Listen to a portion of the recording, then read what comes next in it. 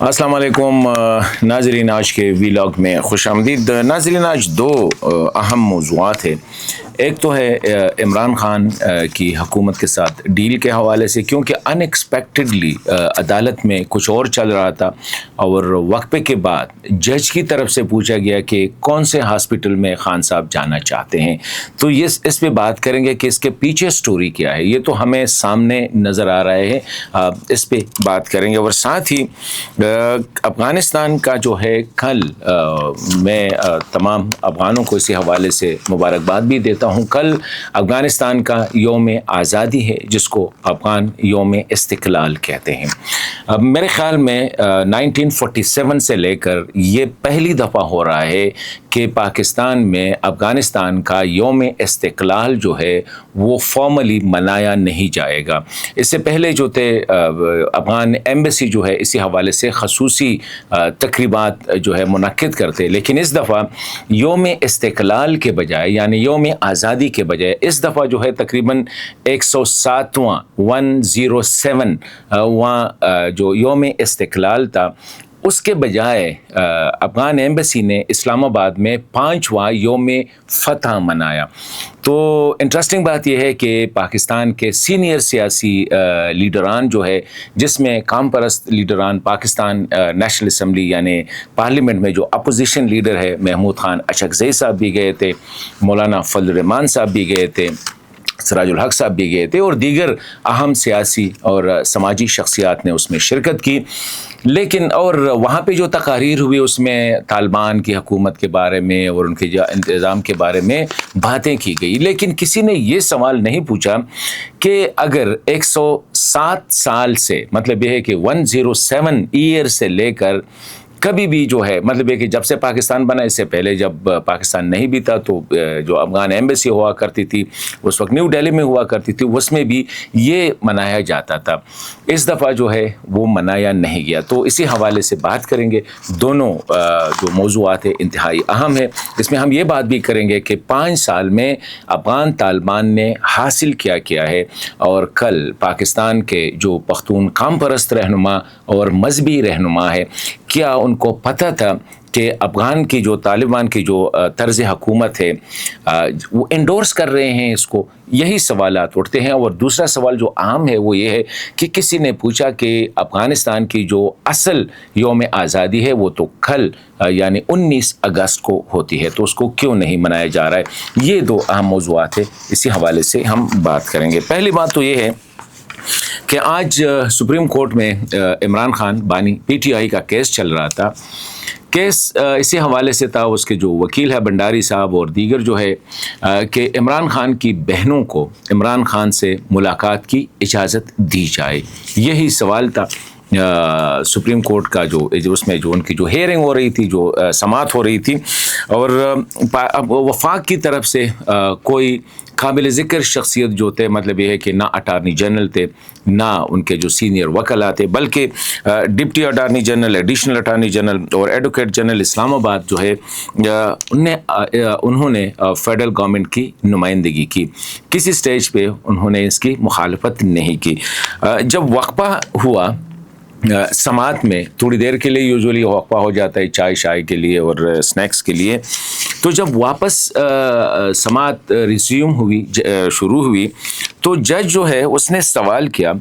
کہ عمران خان کو کون سے ہاسپٹل شفٹ کیا جائے، پاکستان تحریک انصاف کون سا ہاسپٹل چاہتی ہے کہ وہاں پہ عمران خان صاحب کو شفٹ کیا جائے۔ ابھی یہ سب کے لیے شاکنگ تھا، یہاں تک جو بنڈاری صاحب ہے، وہ عمران خان کے جو وکیل ہے، ان کے لیے بھی یہ شاکنگ تھا، کیونکہ یہ کورٹ کے سامنے پریئر تھا ہی نہیں، مطلب کسی نے استدعا ہی نہیں کی تھی، کسی نے یہ کورٹ سے مانگا ہی نہیں تھا، لیکن عدالت نے کہا کہ کون سے ہاسپٹل میں جانا چاہیے۔ تو ظاہری بات ہے پی ٹی آئی کے لیے تو ہم تو یہ سمجھ رہے تھے، یہ فرائم آف فشائے جو بات ہو رہی ہے وہ یہی، انہوں نے کہا جی ظاہری بات ہے شفا ہاسپٹل اسلام آباد میں یا پیمز ہاسپٹل اسلام آباد میں دو اہم ہاسپٹلز ہیں، ایک ہے پرائیویٹ اور ایک ہے گورنمنٹ۔ تو شفا ہاسپٹل کے بارے میں کہا گیا تو ان کو کہا گیا کہ فوری طور پر خان صاحب کو شفا ہاسپٹل شفٹ کیا جائے، اور وہ سپتمبر تک جو ہے یعنی اگست سپتمبر آخر تک جو ہے وہ ہاسپٹل میں رہیں گے. ان کے ساتھ 2 ڈاکٹر فیصل سلطان جو کہ شوکت خانم لاہور کے سربراہ ہے، پرماننٹ سربراہ ہیں وہ، اور ڈاکٹر عظمیٰ خان، یہ دونوں ان کے ساتھ رہیں گے. ان کے پرسنل ڈاکٹرز یہ دونوں ان کے ساتھ رہیں گے. ہاسپٹل کے اخراجات جو ہے وہ خان صاحب یا اس کی پارٹی وہ خود برداشت کریں گے. تو ابھی سوال یہ ہے کہ اس کے پیچھے یہ ہوا کیا ہے، اور یہ سارا جو ہے یہ کس طرح، واز اٹ ان ایکسپیکٹڈ یا نہیں. پاکستان میں کچھ چیزوں کے بارے میں جو اس وقت بحث چل رہی ہے وہ 28ویں ترمیم کے حوالے سے ہے کہ آئین میں 28واں ترمیم لایا جا رہا ہے جس میں میسو پولیٹیکل ریفارمز ہو رہے ہیں، ایڈمنسٹریٹو ریفارمز کے حوالے سے، جس میں سیاسی جماعتوں کے حوالے سے، ملک میں جو انتظامی یونٹس بنانے کے حوالے سے، کیونکہ یہ سمجھا جا رہا ہے کہ یہ جو موجودہ صوبے ہیں، 4 صوبے ہیں، یہ جو ہے پراپرلی مینجمنٹ اس کی نہیں ہو رہی ہے، اور یہی وجہ ہے کہ یہ جو سسٹم ہے، یہ جو نظام ہے، اس کو تبدیل کرنا ہوگا. تو ایک سوال تو یہ ہے کہ نئے انتظامی یونٹ بنائے جائیں گے، نمبر 1. لیکن یہ تھوڑا سا میرے خیال میں بیانڈ اس وقت تھوڑا سا ارلی ہے کہ اس پہ کیا ہوگا، لیکن ایک پیش رفت ہوئی ہے ڈیفینیٹلی. ایک تو ہے کہ کل خیبر پختونخوا کے وزیر اعلیٰ سہیل آفریدی صاحب اور اس کے ساتھ جو تھے اسپیکر خیبر پختونخوا اسمبلی اور اراکین اسمبلی نے امریکی ناظم الامور سے بھی خیبر پختونخوا ہاؤس اسلام آباد میں ایک طویل نشست کی ہے. اس سے پہلے جو باتیں آ رہی تھی کہ اکبر بابر صاحب نے بھی اسٹیبلشمنٹ، اور اس کو عمران خان کا ایک میسج آیا تھا ایک کامن فرینڈ کے ذریعے، اور کچھ چمگوئیاں یہ بھی ہو رہی ہے کہ شاید اکبر بابر صاحب نے اسٹیبلشمنٹ اور عمران خان کے درمیان گو بٹوین کا کام کیا ہے اور کچھ سافٹنگ کی ہے. بابر صاحب نے اسی حوالے سے ابھی تک تو یہ تو کنفرم کیا ہے کہ اس کو میسج ملا ہے اور اس کو کہا گیا ہے، مطلب آؤٹ ورڈلی تو یہ کہہ رہے ہیں کہ ہمیں کہتے ہیں کہ ناراض لوگوں کو، پرانے ساتھیوں کو دوبارہ منا کے پارٹی میں ان کو واپس لے آئے، اور خان صاحب جو ہی جیل سے باہر نکلیں گے تو بابر صاحب کے گھر چلے جائیں گے. لیکن بابر صاحب کے بارے میں اگر کسی کو پتہ ہے تو بابر صاحب is a very straight person, straightforward ہے، اور مطلب اصول پسند آدمی ہے، عہدوں کے لالچی بالکل نہیں ہے. کیونکہ اس وقت بہت پہلے اس کو خزدار یونیورسٹی کی وائس چانسلرشپ، بلوچستان کی گورنرشپ، سینٹ کی چیئرمین شپ، یہ ساری چیزیں آفر ہوئی تھی، سینیٹر، یہ ساری چیزیں آفر ہوئی تھی. لیکن وہ کہہ رہا تھا کہ میری سیاست کا یہ مقصد نہیں ہے کہ میں عہدوں، میں نظام کو تبدیل کرنے کے لیے عمران خان سے ملا تھا، اور اب بھی میرا ایجنڈا وہی ہے. تو کچھ لوگ یہ کہہ رہے ہیں کہ شاید یہ پی ٹی آئی جو ہے آگے اب جو ہے بانی جو ہے اس کا دوسرا بندہ جو تھا خان صاحب کے ساتھ وہ بابر صاحب تھے، تو شاید وہ بابر صاحب کے حوالے کیے جا رہے ہیں. اور بابر صاحب کو بھی اگر اس کا ایجنڈا دیکھیں تو بابر صاحب کا ایجنڈا بھی یہی ہے کہ میسو پولیٹیکل ریفارمز ہونی چاہیے، اور لوگوں کو جو ہے ریلیف ملنا چاہیے، بجلی میں، گیس میں، پیٹرول میں، ساری چیزوں میں لوگوں کے ساتھ کمیونیکیٹ کرنا چاہیے، ڈائریکٹ کمیونیکیٹ کرنا چاہیے، پارٹیسپیٹری اپروچ ہونی چاہیے، میسو ایجوکیشنل ریفارمز ہونی چاہیے، میسو ہیلتھ سیکٹر ریفارمز ہونے چاہیے، لینڈ ریفارم ہونے چاہیے. اس کا ایجنڈا تقریباً یہی ہے، اور اس پہ وہ بالکل کلیئر ہے. سول ملٹری اسٹیبلشمنٹ کے حوالے سے بھی وہ کافی کلیئر ہے، ان کو پتہ ہے کہ ملٹری کے ڈومین کیا ہے، سول کی ڈومین کیا ہے، اور کس طرح جو ہے اس کا ایک مشہور ایک جگہ کا ایک دفعہ ہم بیٹھے تھے تو ایویں میں نے ایک سوال کیا کہ ایک تو یہ ہے کہ گوئنگ ود دا ونڈ، ہمارے ہاں کہا جا رہا ہے کہ وہ لیڈر اچھا ہوتا ہے گو ود دا ونڈ جو کہ ہوا کے سمت چلتا رہتا ہے. اس نے کہا نہیں، بجائے اس کے کہ لیڈر ہوا کے سمت چلے، لیڈر کو ہوا کی سمت تبدیل کرنی چاہیے. یہ اس کا بڑا ایک مشہور جو مجھے ابھی تک یاد ہے، اس نے بات کی تھی کہ یہ ضروری نہیں آپ ہوا کا سمت جو ہے وہ رائٹ سائڈ پہ کر دیں. اب ہوا کا سمت کے ساتھ جاتے ہوئے آپ غلط جا رہے ہیں تو why not change the direction of the wind. تو یہ بھی ہو سکتا ہے. دوسرے کچھ آ رہا یہی ہے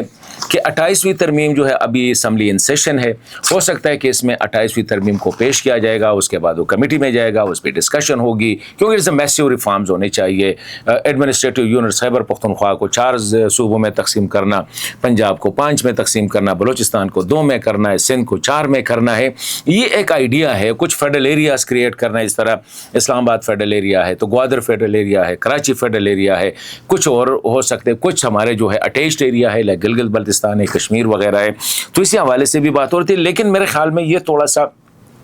لیٹر آن ہو سکتا ہے، کیونکہ ابھی جو بات ہو رہی ہے لوکل گورنمنٹ کی، آزاد ذلی حکومتیں قائم کرنا اور ان کو فائنانشیل ایڈمنسٹریٹو اٹانومی دینا، یہ بنیادی چیز ہوتی ہے۔ جس طرح این ایف سی ہے، این ایف سی جو 18ویں ترمیم میں پروونشل فائنانس کمیشن ہے یعنی پی ایف سی، اس ابھی تک جو صوبوں نے گزشتہ 15 سال سے جب سے 18ویں ترمیم پاس ہوئی ہے تو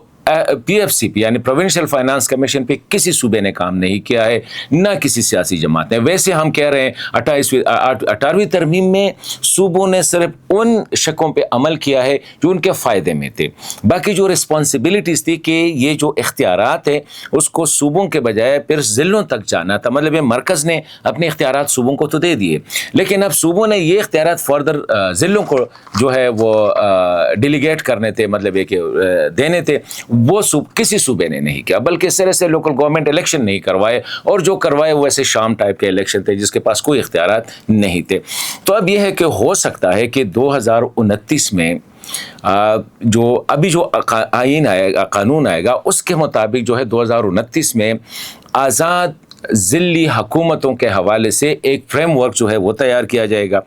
آزاد الیکشن کمیشن کے حوالے سے ایک فریم ورک جو ہے اس پہ بات ہوگی، اور اسی حوالے سے کچھ اپوزیشن لیڈر اور حکومت کے درمیان بھی رابطے ہو چکے ہیں۔ تو یہ سلسلہ چل رہا ہے، اور میرے خیال میں آلریڈی پی ٹی آئی نے جو بیرسٹر گوہر صاحب نے کہا ہے کہ ابھی کوئی ضرورت ہی نہیں ہے ہمیں پروٹیسٹ کرنے کی۔ تو 27 مارچ کا جو پروٹیسٹ تھا وہ بھی ڈائلیوٹ ہو گیا، کیونکہ ہمارا مقصد تو تھا خان صاحب سے ملاقات کرنے کے لیے، انہیں ملاقات سے زیادہ اس کو ہاسپٹل شفٹ کیا، بھی ہو سکتا ہے کہ ہاسپٹل کے بعد اس کو گھر شفٹ کیا جائے اور کہا جائے گا کہ یہ گھر جو ہے وہ سب جیل قرار دیا جائے گا، تو ادھر ہی رہیں گے۔ ہو سکتا ہے کہ بشرا بی بی بھی ان کے ساتھ جو ہے اسی گھر میں، اس کو بھی اسی ہی گھر میں جو ہے شفٹ کر کے اس کو سب جیل قرار دیا جائے۔ بہت اہم ڈیولپمنٹ ہے، میں سمجھتا ہوں ایک پازیٹیو ڈیولپمنٹ ہے،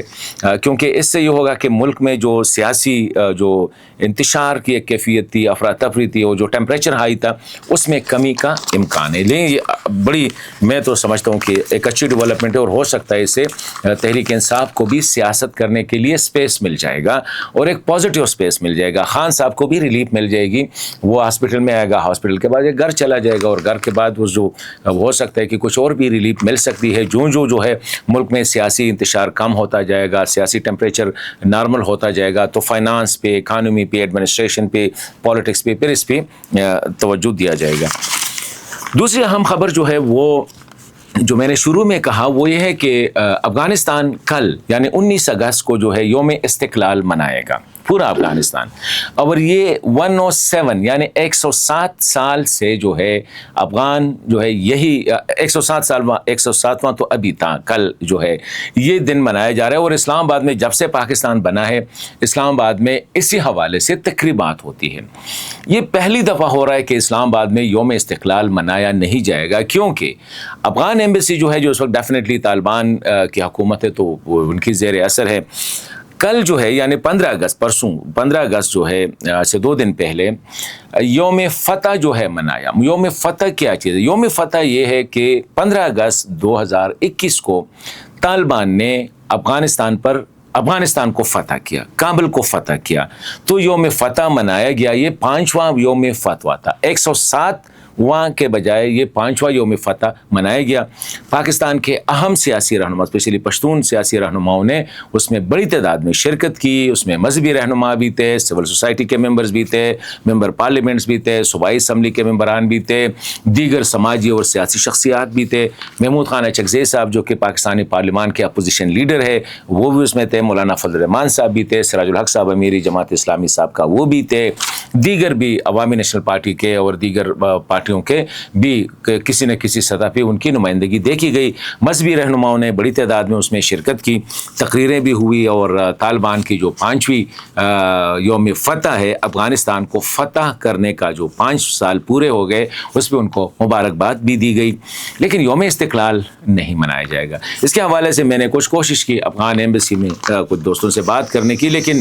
کسی متعلقہ بندے سے بات تو نہ ہوئی، لیکن پھر بھی اتنا پتہ چلا کہ کل جو ہے یعنی 19 اگست کو افغان ایمبیسی جو ہے وہ چھٹی پہ ہوگی، اور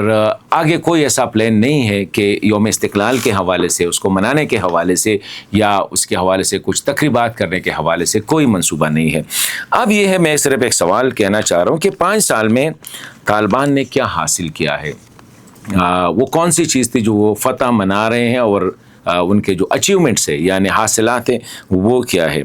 एक तो जनरली अगर हम देखें तो ये काबुल पर फतह जो है इसको अफ़गानिस्तान को फ़तह करना मेरे ख़्याल में ये ठीक नहीं होगा, और यही वजह है कि अभी तक तालिबान वो फ़तह की मूड में है, फ़ातिहीन की मूड में है, और वो आम लोगों अफ़गान्स को जो है वो इंक्लूसिव गवर्नमेंट की तरफ नहीं जा रहे और अपनी मर्ज़ी के फ़ैसले कर रहे हैं। अभी तक अफ़गान तालिबान ने मुल्क में न आईन बनाया और न कानून बनाने के इदारे बनाए। ये वाहिद मुल्क है दुनिया में, मतलब है कि बदतरीन शख्सी निज़ाम में भी आईन होता है, और जैसा भी हो लेकिन एक आईन होता है, उसमें एक पार्लिमान होती है, इख्तियारात हो या ना हो लेकिन एक पार्लिमान। सऊदी अरब में भी, मतलब है कि सीरिया में भी, हर जगह आप जाए वहाँ पे एक पार्लिमान होती है और वो कानून साजी करते हैं बुनियादी चीज़ों के हवाले से। अफ़गानिस्तान में 5 साल में ना आईन आया, ना कानून आया, और ना पार्लिमान या पार्लिमान से मिलता जुलता कोई बॉडी के मुल्क में क़वानीन के हवाले से। ख़वातीन पर 5 साल से हायर एजुकेशन और मतलब है कि छठी जमात के ऊपर जो है ख़वातीन पर तालीम की पाबंदी, काम की पाबंदी। न खातून डॉक्टर बन सकती है, न नर्स बन सकती है, न इंजीनियर बन सकती है, न डॉक्टर बन सकती है, कुछ भी नहीं बन सकती। उसका काम है बस घर में बैठना, तंदूर चलाना और मतलब है कि सालन जो है वो कुकिंग शुकिंग जो है वो करना, और बाकी जहाँ पे बस गम शम हो जाए तो वहाँ पे रोना धोना जो हमारे यहाँ एक कल्चर है वही होगा। इसी तरह अगर हम देखें 5 साल में अफ़गानिस्तान का 170 साल से एक फ़ौज हुआ करती थी। अब अफ़गानिस्तान में कोई मिली फ़ौज जिसे कहते हैं, नेशनल आर्मी जिसे कहते हैं, कोई भी नहीं है, ना नेशनल पुलिस। ये इदारे ख़त्म हो गए अफ़गानिस्तान में। अब तालिबान के आने जो कल हमारे महमूद खान अचकज़ई साहब पाकिस्तान में जमहूरियत के लिए एक तवाना आवाज़ है, इंसानी हकूक़ के लिए एक तवाना आवाज़ है, इंसानी आज़ादियों के लिए, फ्रीडम ऑफ प्रेस के लिए एक तवाना आवाज़ है, इंसानी हकूक़ के हवाले से, ख़वातीन के हकूक़ के हवाले से, तालीम के हवाले से और वसाइल पर इख्तियारात के हवाले से एक तवाना आवाज़। कल वो भी इसमें शामिल थे, मौलाना फजल रहमान साहब भी थे, लेकिन मेरे ख्याल में किसी ने इशारा नहीं किया कि अफ़गानिस्तान इस वक्त एक सरज़मीन बेआईन और सरज़मीन बेकानून क्यों है। सवाल तो पूछना चाहिए था, अफ़गानिस्तान का मिली फ़ौज क्यों नहीं है, मिली पुलिस क्यों नहीं है। अफ़गानिस्तान में ना कोई जज होगा, ना कोई वकील होगा, ना कोई दलील होगी, बस उनके तालिबान का अपना स्टाइल है। कोई अदलिया का फॉर्मल सिस्टम नहीं है, जिसका मतलब है कि एक जुडिशरी होती है टॉप से लेकर डाउन तक। जिस तरह पाकिस्तान में गए तहसील लेवल से लेकर फेडरल लेवल तक जो है एक जुडिशल निज़ाम होती है, जिसमें लोगों के जो मसाइल है उस पर वो फैसले किए जाते हैं। इसी तरह अगर हम देखें तालिबान ने अभी तक जो है उनकी हुकूमत कहीं भी दुनिया ने तस्लीम नहीं की है। क्यों नहीं की है, ये एक बड़ा सवाल है, क्योंकि अफ़गान तालिबान की जो रजीम है, जो हुकूमत है अफ़गानिस्तान ने गुज़िश्ता 80-90 सालों में इंटरनेशनल लेवल पे, जब से लीग ऑफ नेशन या यूनाइटेड नेशन आया है, जितने इंटरनेशनल कमिटमेंट्स किए हैं कोई नहीं मानते। वो कहते हैं इसकी ज़रूरत नहीं है, हमारा जो है अपना एक निज़ाम है, पार्लियामेंट की वो करते नहीं है। और अब 5 साल बाद हम देख रहे हैं कि मुज़ाहिमत में इजाफा हो रहा है। National resistance front, Afghan freedom front, Afghan United front, Afghan green trend जो है, ये सारे अब पहले सियासी भी होते हैं, इसमें सियासी विंग भी है, लेकिन ज़्यादातर मुसल्लह जिद्दोजहद कर रहे हैं। और 5 साल बाद उनकी सबसे बड़ी जो प्रोग्रेस है वो यही है कि अफ़गानिस्तान के लोगों के साथ 5 साल बाद अब ये फ़िक्र है कि आने वाले सालों में अफ़गानिस्तान का क्या होगा, क्योंकि अफ़गान तालिबान की हुकूमत जो है वो अफ़गान एक हुकूमत नहीं समझती कि ये वो कहते हैं कि हम फातेह है, वो कहते हैं कि अफ़गानिस्तान को हमने 15 अगस्त को फ़तह किया है, और ये अमानुल्लाह खान साहब की जो आज़ादी थी अंग्रेज़ों से 19 अगस्त को जो 1919 में हासिल की गई थी, आज से 107 साल पहले, वो अब ख़त्म हो गई, नल एंड वाइड हो गई, क्योंकि उसके बाद अफ़गानिस्तान मफतूह हो गया था और वो मतलब है कि बाहर से उस पर जो है उसको किसी और के कब्ज़े में था। तालिबान ने अफ़गानिस्तान को आज़ाद किया है। अब नई यौम फ़तह जो है वो 15 अगस्त को मनाई जाएगी, 19 अगस्त को नहीं है। और इसी हवाले से मैंने शुरू में कहा कि कोई तकरीब नहीं होगी इस्लामाबाद में इसी हवाले से।